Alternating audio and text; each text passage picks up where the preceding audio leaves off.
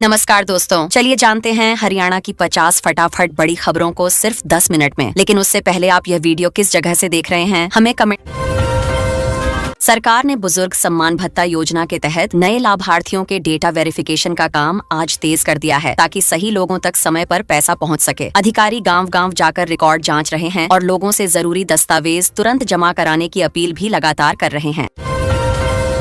आज हरियाणा के 18 जिलों में मौसम विभाग ने ऑरेंज अलर्ट जारी किया है, जिससे लोगों को सावधान रहने की सलाह दी गई है। तेज आंधी, बारिश और ओलावृष्टि की संभावना के कारण प्रशासन पूरी तरह अलर्ट मोड पर है और लोगों को घरों में सुरक्षित रहने की सलाह दी जा रही है। कल रात हुई तेज ओलावृष्टि से गेहूं और सरसों की तैयार फसल बुरी तरह बिछ गई है, जिससे किसानों की चिंता बढ़ गई है। कई गांवों में खेत पूरी तरह सफेद नजर आए। किसान अब सरकार से विशेष गिरदावरी और उचित मुआवजे की मांग लगातार कर रहे हैं। बेमौसम बारिश के चलते प्रदेश के तापमान में 4 से 6 डिग्री सेल्सियस तक गिरावट दर्ज की गई है। जहां गर्मी बढ़ने की उम्मीद थी, वहां मौसम अचानक ठंडा हो गया है, जिससे लोगों को राहत मिली है, लेकिन किसानों की चिंता भी बढ़ गई है। मेवात के नूंह में चल रहे तबलीगी जलसे का आज दूसरा दिन है, जहां लाखों की भीड़ जुट रही है। प्रशासन ने सुरक्षा के कड़े इंतजाम किए हैं और जगह जगह पुलिस तैनात की गई है ताकि कार्यक्रम पूरी तरह शांतिपूर्वक संपन्न हो सके। रोहतक में एक सब इंस्पेक्टर द्वारा सर्विस रिवॉल्वर से आत्महत्या करने की खबर से पुलिस विभाग में हड़कंप मच गया है। मामले की जांच शुरू हो गई है और अधिकारी परिवार तथा सहकर्मियों से बातचीत कर घटना के पीछे के कारण जानने की कोशिश कर रहे हैं। मंडियों में सरसों की खरीद धीमी होने को लेकर विपक्ष ने सरकार को घेरना शुरू कर दिया है। आम आदमी पार्टी और कांग्रेस ने आरोप लगाया कि किसानों को उनकी फसल का उचित दाम नहीं मिल रहा और खरीद प्रक्रिया में लगातार देरी हो रही है। यमुनानगर के बिलासपुर में एक समुदाय के खिलाफ हुए प्रदर्शन के बाद इलाके में तनाव बना हुआ है। प्रशासन ने एहतियात के तौर पर भारी पुलिस बल तैनात कर दिया है और लोगों से शांति बनाए रखने की अपील लगातार की जा रही है। सोनीपत हाईवे पर हुए हादसे में पंजाब के एक बड़े नेता की मौत के बाद आज जांच प्रक्रिया तेज कर दी गई है। पुलिस ने मौके से सबूत जुटाए हैं और पोस्टमार्टम रिपोर्ट का इंतजार किया जा रहा है ताकि असली कारण सामने आ सके।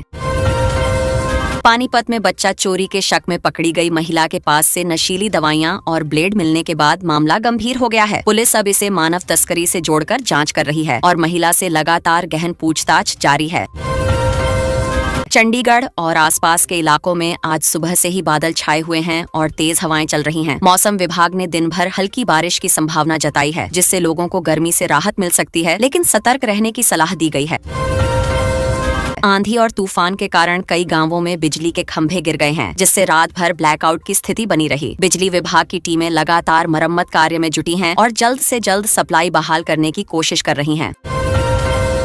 फसलों के नुकसान को लेकर जींद में आज किसानों की एक बड़ी महापंचायत बुलाई गई है। किसान संगठन सरकार से उचित मुआवजे और जल्द सर्वे की मांग कर रहे हैं। वहीं प्रशासन स्थिति पर नजर बनाए हुए है।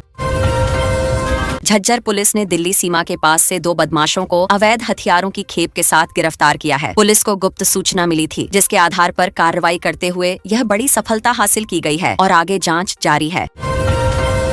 शिक्षा विभाग ने अतिथि अध्यापकों के समायोजन को लेकर नई गाइडलाइंस जारी की हैं। इसमें उनकी नियुक्ति, स्थानांतरण और सेवा शर्तों को स्पष्ट किया गया है ताकि शिक्षकों को स्थिरता मिल सके और स्कूलों में पढ़ाई सुचारू चलती रहे।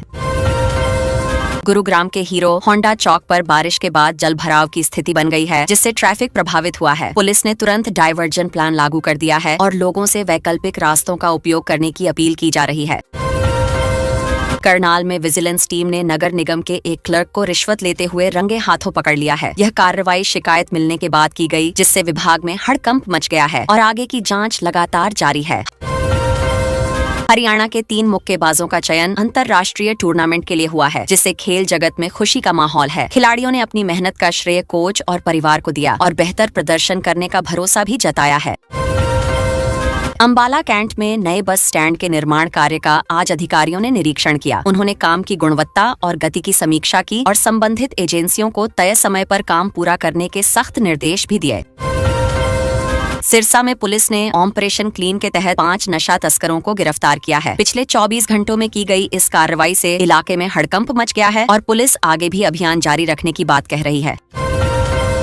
हिसार एयरपोर्ट से घरेलू उड़ानों के विस्तार को लेकर आज एक अहम बैठक आयोजित की जा रही है। इसमें नागरिक उड्डयन विभाग के अधिकारी शामिल होंगे और भविष्य की योजनाओं पर विस्तार से चर्चा की जाएगी।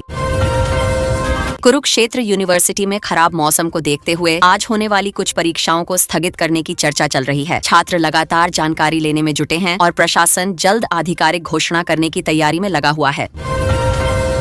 हिसार के राखी घड़ी में खुदाई के दौरान प्राचीन काल के श्रृंगार और शिकार से जुड़े औजार मिले हैं, जिससे इतिहासकारों में उत्साह बढ़ गया है। यह खोज हरियाणा के प्राचीन सभ्यता से जुड़े रहस्यों को समझने में महत्वपूर्ण भूमिका निभा सकती है और शोध को नई दिशा दे सकती है। भिवानी में एक मामूली विवाद ने गंभीर रूप ले लिया, जहां हुक्का भरने को लेकर हुए झगड़े में एक युवक की पीट कर हत्या कर दी गई। पुलिस ने मामले में आरोपियों की पहचान कर ली है और उन्हें जल्द गिरफ्तार करने के लिए छापेमारी तेज कर दी है। कुरुक्षेत्र में एंटी करप्शन ब्यूरो ने एक महिला एएसआई को रिश्वत लेते हुए रंगे हाथों गिरफ्तार किया है, जो एक केस में पक्ष बदलवाने के लिए पैसे मांग रही थी। इस कार्रवाई के बाद पुलिस विभाग में हलचल मच गई है और मामले की जांच जारी है। दहेज उत्पीड़न के मामले में महिला एएसआई पर आरोप है कि वह शिकायतकर्ता को प्रभावित करने के लिए पैसे ले रही थी, जिससे न्याय प्रक्रिया प्रभावित हो सकती थी। इस खुलासे के बाद विभाग ने सख्त कार्रवाई का भरोसा दिलाया है और जांच को आगे बढ़ाया जा रहा है।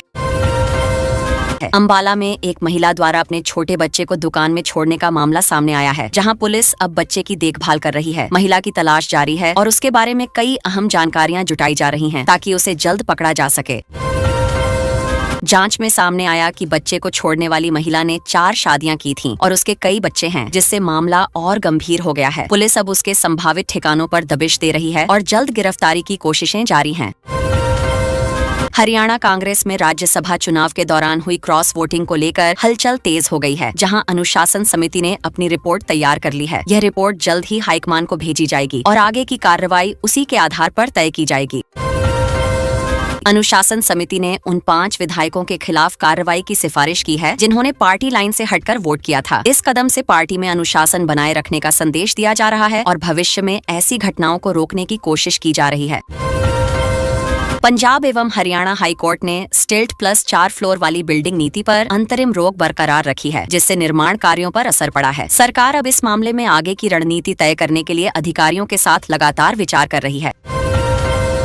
आईपीएल मैच के चलते दिल्ली से सटे गुरुग्राम और फरीदाबाद में ट्रैफिक व्यवस्था में बदलाव किया गया है, जहां पुलिस ने रूट डायवर्जन लागू किया है। इससे जाम की स्थिति से बचने और लोगों की आवाजाही को सुचारू बनाए रखने की कोशिश की जा रही है। सिरसा और डबवाली बॉर्डर पर पुलिस ने नशा तस्करों के खिलाफ बड़ा सर्च ऑपरेशन शुरू किया है, जिसमें कई संदिग्धों की जांच की जा रही है। यह अभियान ड्रग्स के बढ़ते खतरे को रोकने के लिए चलाया जा रहा है और सुरक्षा व्यवस्था भी कड़ी की गई है। पंचकूला में सड़कों के निर्माण में अनियमितताओं की शिकायत पर विजिलेंस टीम ने जांच शुरू कर दी है, जहां दस्तावेजों की गहन जांच की जा रही है। दोषियों के खिलाफ सख्त कार्रवाई की तैयारी की जा रही है, ताकि भविष्य में ऐसी घटनाएं न हों। गुरुग्राम के भोंडसी इलाके में अवैध कॉलोनियों पर नगर निगम द्वारा कार्रवाई करते हुए कई निर्माण ढाए गए हैं, जिससे अवैध कब्जा करने वालों में हड़कंप मच गया है। प्रशासन ने स्पष्ट किया है कि नियमों का उल्लंघन किसी भी हालत में स्वीकार नहीं किया जाएगा। रोहतक मंडी में गेहूं उठान के लिए ट्रकों की कमी के कारण आढ़तियों ने धरना शुरू कर दिया है, जिससे कामकाज प्रभावित हो रहा है। उन्होंने प्रशासन से जल्द व्यवस्था सुधारने की मांग की है, ताकि फसल समय पर उठ सके और नुकसान से बचाव हो सके। रेवाड़ी में साइबर ठगी का बड़ा मामला सामने आया है, जहां एक बैंक कर्मचारी से 59 लाख रुपए ठग लिए गए हैं। पुलिस ने इस मामले में कई लोगों के खिलाफ केस दर्ज कर जांच शुरू कर दी है और आरोपियों की तलाश तेज कर दी गई है। सरकार ने पंचकूला आईटी पार्क में स्टार्टअप कंपनियों को जमीन देने की प्रक्रिया तेज कर दी है। इससे युवाओं को रोजगार के नए अवसर मिलेंगे और राज्य में निवेश बढ़ेगा। अधिकारी इसे हरियाणा को टेक्नोलॉजी हब बनाने की दिशा में अहम कदम मान रहे हैं। आज से प्रदेश के सभी सरकारी स्कूलों में नए सत्र के साथ प्रवेश उत्सव मनाया जा रहा है। बच्चों और अभिभावकों को स्कूल से जोड़ने के लिए कार्यक्रम आयोजित किए जा रहे हैं, जिससे नामांकन बढ़े और पढ़ाई के प्रति रुचि भी विकसित हो सके। मौसम विभाग ने आज हरियाणा के कई जिलों में तेज हवाओं और ओलावृष्टि का ऑरेंज अलर्ट जारी किया है। करीब 70 किलोमीटर प्रति घंटे की रफ्तार से हवाएं चलने की संभावना है, जिससे किसानों और आम लोगों को सतर्क रहने की सलाह दी गई है। मंडियों में आ रही तकनीकी समस्याओं को देखते हुए सरकार ने नया हेल्प डेस्क नंबर जारी किया है। किसान मेरी फसल मेरा ब्यौरा पोर्टल से जुड़ी परेशानियों के लिए अब सीधे सहायता ले सकते हैं, जिससे गेहूं खरीद प्रक्रिया को सुचारू बनाने की कोशिश की जा रही है। हरियाणा पुलिस की साइबर सेल ने गायक बादशाह के गाने टटीरी से जुड़े कई वीडियो और रील्स हटवा दिए हैं। इन्हें आपत्तिजनक मानते हुए कार्रवाई की गई है, जिससे सोशल मीडिया पर भी इस मामले को लेकर चर्चा तेज हो गई है। राज्यसभा चुनाव के बाद प्रदेश की राजनीति गर्मा गई है। कांग्रेस और भाजपा के बीच आरोप प्रत्यारोप का दौर जारी है। कांग्रेस ने सरकारी मशीनरी के दुरुपयोग की जांच की मांग उठाई है, जिससे राजनीतिक माहौल और ज्यादा सक्रिय हो गया है।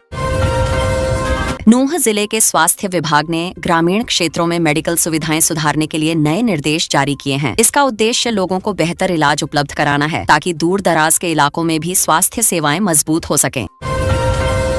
पंजाब एवं हरियाणा हाई कोर्ट ने मोटर दुर्घटना मामलों में बड़ा फैसला सुनाया है। कोर्ट ने कहा है कि आय का प्रमाण न होने पर भी पीड़ितों को उचित मुआवजा मिलना चाहिए, जिससे ऐसे मामलों में लोगों को न्याय मिलने की उम्मीद बढ़ी है। गुरुग्राम और फरीदाबाद में अरावली क्षेत्र में अवैध निर्माण को लेकर वन विभाग ने नया सर्वे अभियान शुरू किया है। इसका उद्देश्य पर्यावरण संरक्षण करना है, जिससे आने वाले समय में पहाड़ियों को बचाया जा सके। रोहतक पीजीआई में ओपीडी का समय बदलने के पहले ही दिन भारी भीड़ देखने को मिली। मरीजों की सुविधा के लिए प्रशासन ने अतिरिक्त काउंटर खोल दिए हैं, ताकि लोगों को ज्यादा देर इंतजार न करना पड़े और व्यवस्था बेहतर बनी रहे। सोनीपत में नेशनल हाईवे पर ओवरलोड वाहनों के खिलाफ विशेष चेकिंग अभियान चलाया जा रहा है। परिवहन विभाग सुबह से ही सक्रिय है, जिससे सड़क सुरक्षा सुनिश्चित की जा सके और नियमों का पालन कराया जा सके। हिसार के कई गांवों में चकबंदी प्रक्रिया के तहत ड्रोन सर्वे का नया चरण शुरू हुआ है। इससे जमीन की सही मैपिंग होगी और विवाद कम होंगे। लोग इसे आधुनिक तकनीक से जुड़ा बड़ा बदलाव मान रहे हैं। जींद रोहतक रेल मार्ग पर मरम्मत कार्य के चलते कुछ ट्रेनों के समय में बदलाव किया गया है। यात्रियों को सलाह दी गई है कि वे सफर से पहले समय की जानकारी जरूर लें, ताकि किसी तरह की असुविधा से बचा जा सके। कुरुक्षेत्र विश्वविद्यालय ने आज कुछ परीक्षाओं के परिणाम घोषित करने की तैयारी पूरी कर ली है। छात्र लंबे समय से रिजल्ट का इंतजार कर रहे थे। ऐसे में यह खबर उनके लिए राहत भरी मानी जा रही है। बेमौसम बारिश को देखते हुए सरकार ने फसलों की स्पेशल गिरदावरी शुरू करने के निर्देश दिए हैं। पटवारियों को जल्द रिपोर्ट तैयार करने को कहा गया है, ताकि किसानों को नुकसान का सही मुआवजा मिल सके। यमुनानगर में अवैध खनन रोकने के लिए माइनिंग विभाग ने नई उड़नदस्ता टीमें बनाई हैं। इन टीमों को सख्ती से कार्रवाई करने के निर्देश दिए गए हैं, जिससे नदी क्षेत्र में गैर कानूनी गतिविधियों पर रोक लग सके। अंबाला छावनी में विकास कार्यों की समीक्षा के लिए मंत्री अनिल विज ने द्वारा किया। उन्होंने अधिकारियों को समय पर काम पूरा करने के निर्देश दिए, जिससे क्षेत्र में बुनियादी सुविधाएं बेहतर हो सकें। नारनौल आज प्रदेश का सबसे गर्म क्षेत्र दर्ज किया गया है। हालांकि मौसम विभाग का कहना है कि दोपहर बाद बदलाव संभव है, जिससे लोगों को गर्मी से कुछ राहत मिल सकती है। सिरसा में नशा मुक्ति अभियान के तहत पुलिस ने गांवों में जागरूकता बैठकें आयोजित की हैं। युवाओं को नशे से दूर रहने के लिए प्रेरित किया जा रहा है, जिससे समाज में सकारात्मक बदलाव लाया जा सके।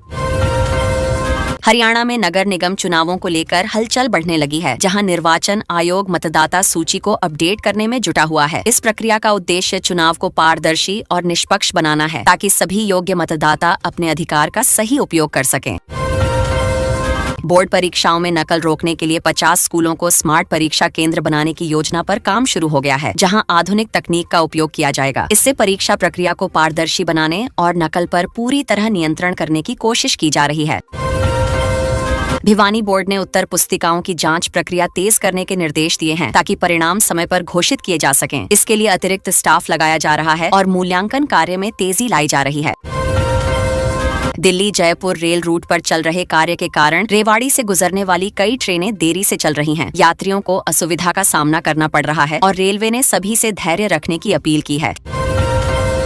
कैथल में शादी के नाम पर ठगी करने वाले लुटेरी दुल्हन गैंग के 2 सदस्यों को पुलिस रिमांड पर लिया गया है। पुलिस अब उनसे पूछताछ कर अन्य मामलों की जानकारी जुटाने में लगी हुई है। महेंद्रगढ़ में गर्मी शुरू होने से पहले पेयजल समस्या को दूर करने के लिए नई पाइपलाइन का प्रस्ताव पास किया गया है। जन स्वास्थ्य विभाग जल्द काम शुरू करने की तैयारी में है, ताकि लोगों को समय पर राहत मिल सके। फरीदाबाद में एक व्यक्ति से साइबर ठगी के जरिए 10 लाख रुपए की धोखाधड़ी की गई है। पुलिस ने तुरंत बैंक से संपर्क कर ट्रांजैक्शन रोकने की कोशिश की और मामले की जांच शुरू कर दी है। पंचकूला को जीरो वेस्ट सिटी बनाने के लिए आज एक विशेष सफाई अभियान शुरू किया गया है। इसमें लोगों को जागरूक किया जा रहा है और कचरा प्रबंधन को बेहतर बनाने के प्रयास लगातार किए जा रहे हैं। फतेहाबाद की अनाज मंडी में गेहूं की आवक शुरू होने से पहले सफाई और लाइट व्यवस्था को दुरुस्त किया गया है। प्रशासन ने किसानों को बेहतर सुविधाएं देने के लिए पूरी तैयारी पहले से ही कर ली है। नारनौल में तेज आंधी के कारण कई पेड़ उखड़ गए और रास्ते बंद हो गए हैं। प्रशासन की टीमें मौके पर पहुंचकर रास्तों को साफ कर रही हैं और लोगों को सावधानी बरतने की सलाह लगातार दी जा रही है। मुख्यमंत्री नायब सिंह सैनी आज फरीदाबाद के सेक्टर 12 हुडा ग्राउंड में बड़ी जनसभा को संबोधित करेंगे, जहां वे विकास से जुड़ी कई नई परियोजनाओं की घोषणा कर सकते हैं। प्रशासन ने सुरक्षा और भीड़ प्रबंधन के लिए पूरी तैयारी कर ली है और लोगों में कार्यक्रम को लेकर काफी उत्साह देखा जा रहा है। हरियाणा सरकार ने किसानों को राहत देते हुए 10 पैसे प्रति यूनिट वाली बिजली सब्सिडी को आगे बढ़ाने का फैसला किया है, जिससे खेती की लागत कम होगी और किसानों को आर्थिक मदद मिलेगी। इस निर्णय से छोटे और सीमांत किसानों को खास फायदा मिलने की उम्मीद जताई जा रही है। हरियाणा पुलिस भर्ती में अग्निवीरों को 20% आरक्षण देने का नियम लागू होने जा रहा है, जिससे सेना से लौटे युवाओं को रोजगार का बेहतर मौका मिलेगा। सरकार का मानना है कि इससे अनुशासित और प्रशिक्षित युवाओं की भागीदारी से पुलिस व्यवस्था और मजबूत बनेगी और सुरक्षा बेहतर होगी। प्रदेश में 14 से 15 साल की लड़कियों के लिए मुफ्त HPV वैक्सीनेशन अभियान को तेजी से चलाया जा रहा है, जिससे सर्वाइकल कैंसर से बचाव किया जा सके। स्वास्थ्य विभाग गांव और स्कूल स्तर पर जागरूकता बढ़ाने के लिए लगातार कैंप आयोजित कर रहा है, ताकि अधिक से अधिक बच्चियां इसका लाभ उठा सकें। हरियाणा सरकार ने बेरोजगार युवाओं के लिए नया स्किल पोर्टल शुरू किया है, जहां वे अपनी योग्यता के अनुसार प्रशिक्षण और नौकरी के अवसर तलाश सकते हैं। इस पोर्टल के माध्यम से युवाओं को उद्योगों से जोड़ने का प्रयास किया जा रहा है, जिससे रोजगार के नए रास्ते खुलने की उम्मीद है। दक्षिणी हरियाणा की नहरों में रबी फसलों की अंतिम सिंचाई के लिए अतिरिक्त पानी छोड़ने का रोस्टर जारी किया गया है, जिससे किसानों को समय पर पानी मिल सके। इससे गेहूं और सरसों की फसल को फायदा होगा और उत्पादन बेहतर होने की उम्मीद भी जताई जा रही है। मौसम विभाग ने हरियाणा के कई जिलों में भारी बारिश और ओलावृष्टि का ऑरेंज अलर्ट जारी किया है, जिससे लोगों को सतर्क रहने की सलाह दी गई है। अचानक बदले मौसम के कारण जनजीवन प्रभावित हो सकता है और किसानों को भी फसलों के नुकसान की चिंता बढ़ती जा रही है। महेंद्रगढ़, रेवाड़ी और नूह क्षेत्रों में तेज धूल भरी आंधी चलने की संभावना जताई गई है, जहां हवा की रफ्तार 60 से 80 किलोमीटर प्रति घंटा तक पहुंच सकती है। प्रशासन ने लोगों से सावधानी बरतने और सुरक्षित स्थानों पर रहने की अपील की है। बेमौसम बारिश के चलते हरियाणा में तापमान में 3 से 5 डिग्री तक गिरावट दर्ज की गई है, जिससे मौसम अचानक ठंडा हो गया है। यह बदलाव किसानों के लिए चिंता का कारण बन रहा है, क्योंकि फसलों पर इसका नकारात्मक असर पड़ने की आशंका जताई जा रही है। पूर्व मुख्यमंत्री भूपेंद्र सिंह हुड्डा आज अनाज मंडियों का दौरा कर किसानों की समस्याएं सुन रहे हैं और बारिश से खराब हुई फसलों का जायजा ले रहे हैं। उन्होंने सरकार से जल्द मुआवजा देने की मांग उठाई है, ताकि किसानों को राहत मिल सके और नुकसान की भरपाई हो सके। ओलावृष्टि से खराब हुई गेहूं और सरसों की फसलों को लेकर किसानों में चिंता बढ़ गई है, जिस पर हुड्डा ने सरकार से विशेष गिरदावरी कराकर मुआवजा देने की मांग की है, ताकि प्रभावित किसानों को आर्थिक राहत मिल सके और उनकी स्थिति संभल सके। सरकारी गेहूं खरीद प्रक्रिया बारिश और मजदूरों की कमी के कारण कई मंडियों में प्रभावित हो रही है, जिससे किसानों को अपनी फसल बेचने में परेशानी का सामना करना पड़ रहा है। प्रशासन स्थिति सुधारने के लिए प्रयास कर रहा है, लेकिन समस्या अभी पूरी तरह हल नहीं हो पाई है।